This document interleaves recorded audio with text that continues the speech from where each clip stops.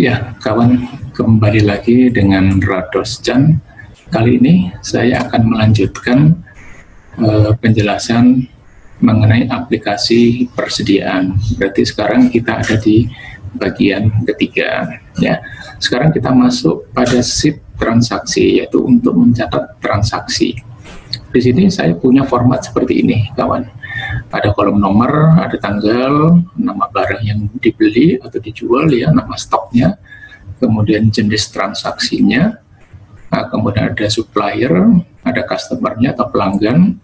Kemudian kemarin di contoh kita punya 2 gudang, berarti nanti setiap ada pergerakan barang, maka dia ngambilnya atau masuknya ke gudang yang mana. Jadi kita perlu ada kolom gudang, ya.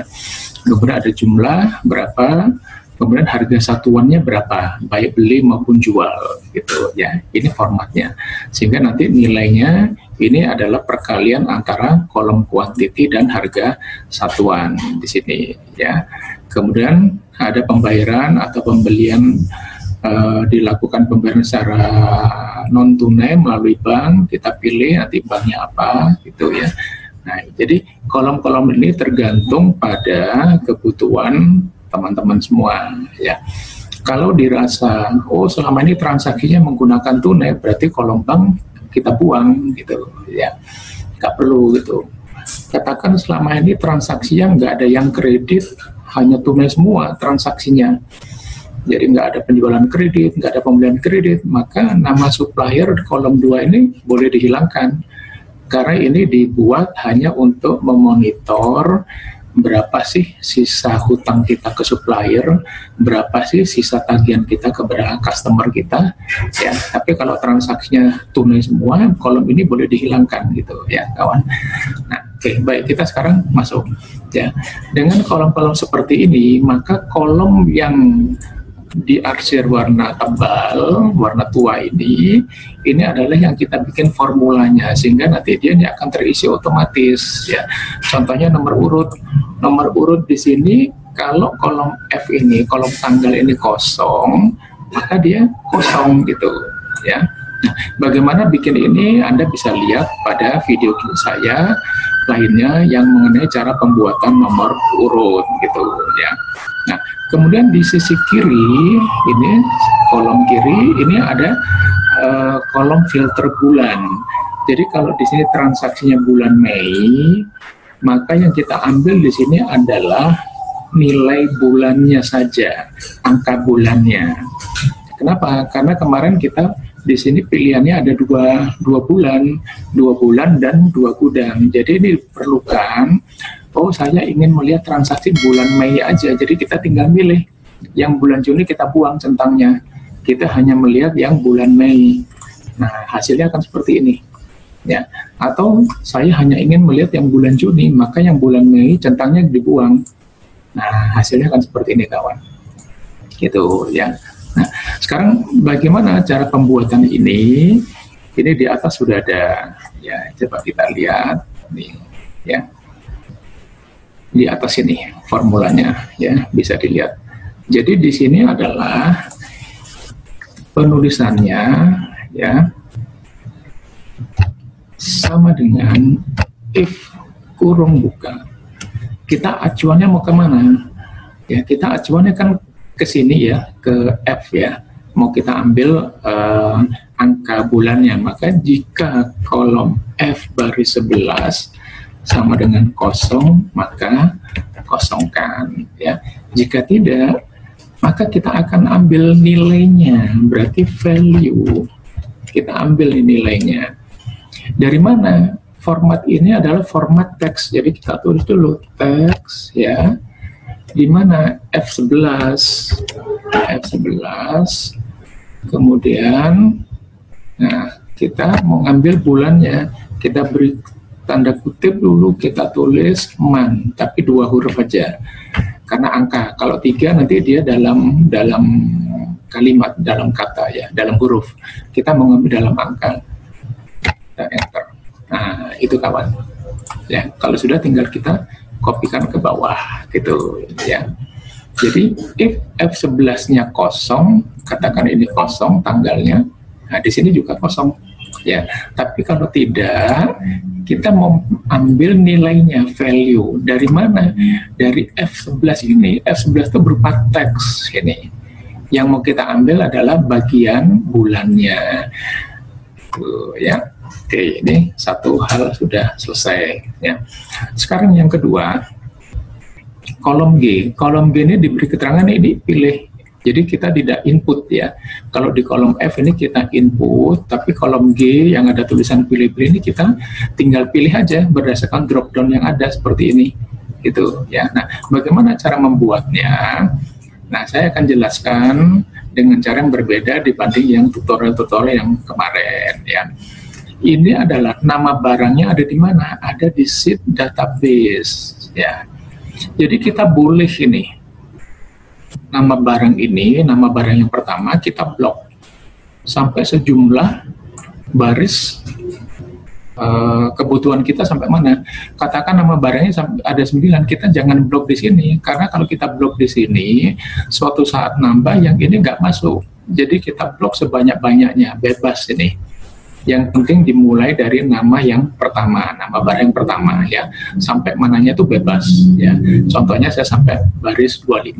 Ini saya beri nama di sini database. Kenapa database? Supaya kita nggak bingung. Oh, ini merujuk pada sheet database. Kemudian underscore barang, disingkat aja BRG ya. Penulisan di sini kawan jangan menggunakan spasi. Tapi kalau Anda ingin menggunakan spasi, bisa gunakan underscore ya. Jadi disambung atau menggunakan underscore. Yang jelas jangan dipisah dengan spasi kosong. Oke. Ya, nah, kalau sudah, maka nanti di sini kolom G ini kita blok aja.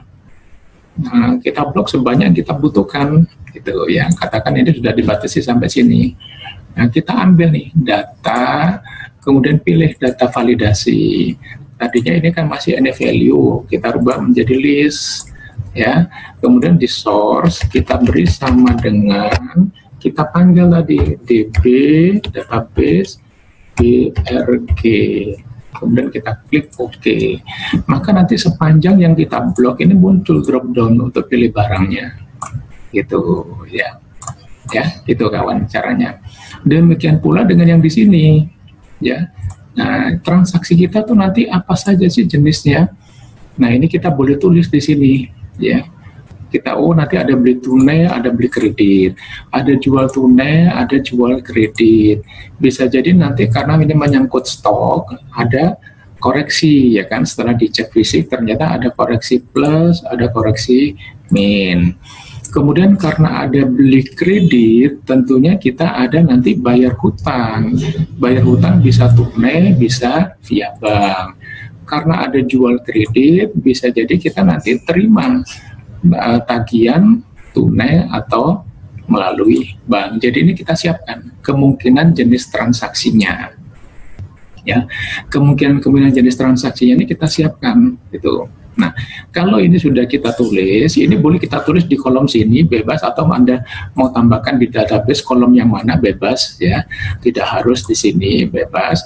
Sehingga nanti di sini kolom ini, nah ini tinggal caranya sama, kita masuk ke data validasi ya, kemudian ini kita ambil list, nah, source-nya kemana?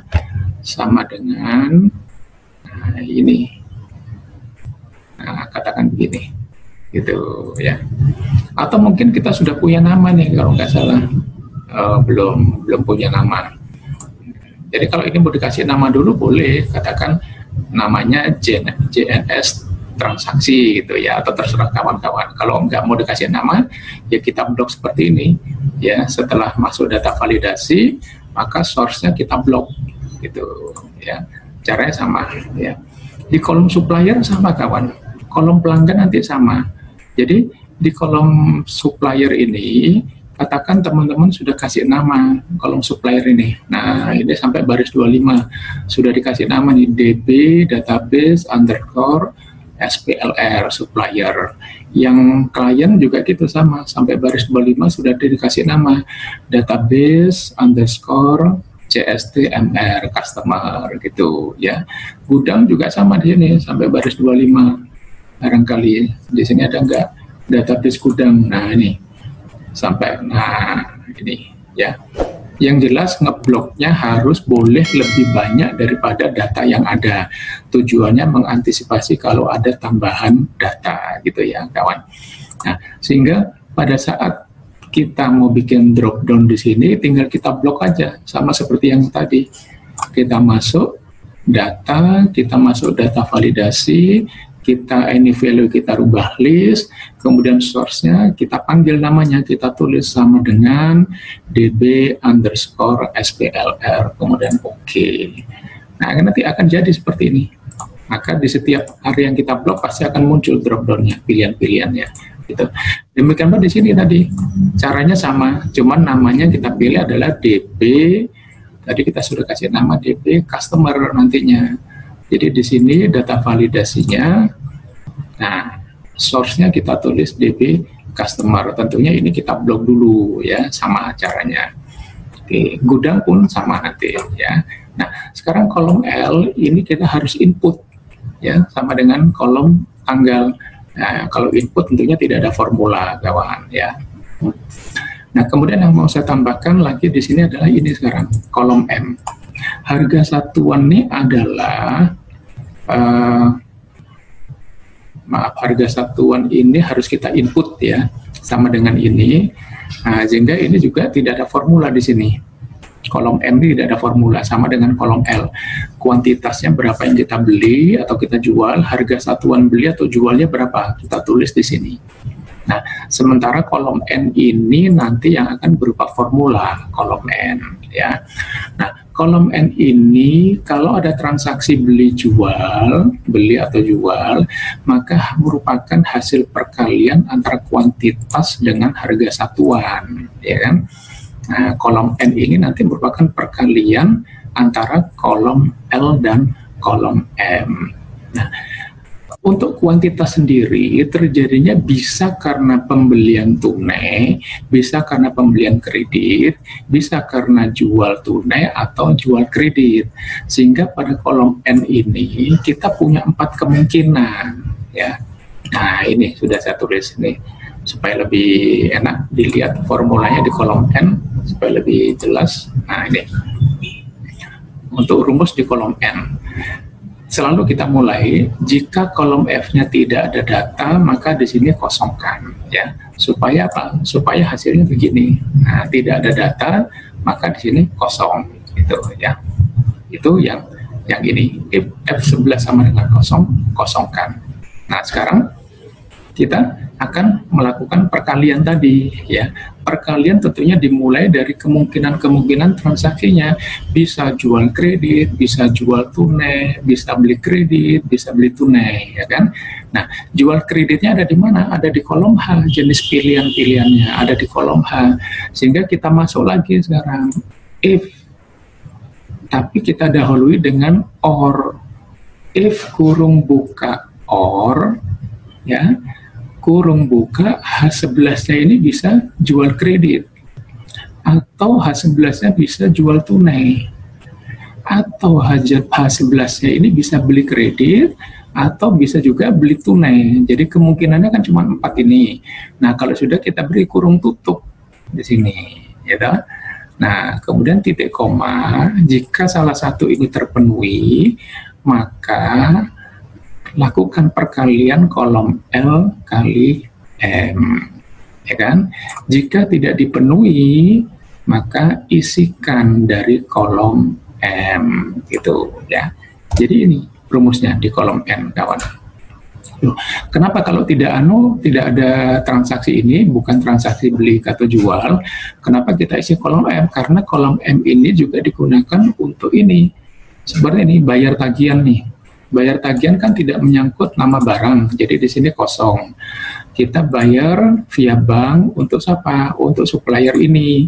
Tentunya tidak ada kuantitas. Nilai bayarnya kita tulis di kolom M, gitu ya. Sehingga apabila di sini tidak ada pilihan-pilihan jenis transaksinya, tidak dipenuhi yang 4 tadi, maka ini isikan dari kolom M gitu. Nah, tinggal kita pilih nanti banknya apa.